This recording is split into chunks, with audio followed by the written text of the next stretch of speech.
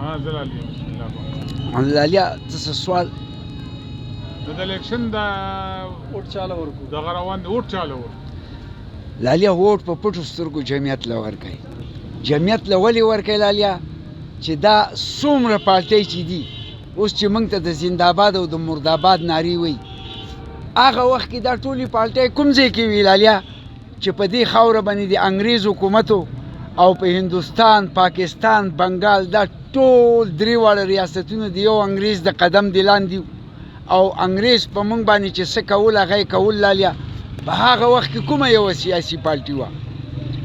واحد جمعیت یو داسې پارټي وه لالیا چې د انګریز خلاف اواز اوچت که او سیکانو هندوانو مسلمانانو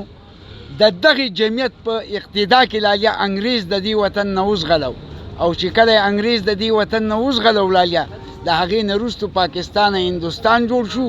او په هندوستان او په پاکستان کې رنګارنګ سیاسي پارټۍ جوړې شوې خو لالیا جمعیت د دغه ټولو پالټو لپاره لار همواره کړه هم یې هندوستان جوړ کړه او هم یې پاکستان جوړ کړه لیکن قاری صاحب کې څه خصوصیات لالیا قاری صاحب کې ډېر خصوصیات دي قاری صاحب کې که ته وګورې لالیا قاری صاحب مخلص دی لالیا قاری صاحب دینداره دی قاری صاحب کې د ټولو نه لویه خوبي چې ده لالیا هغه عاجزي ده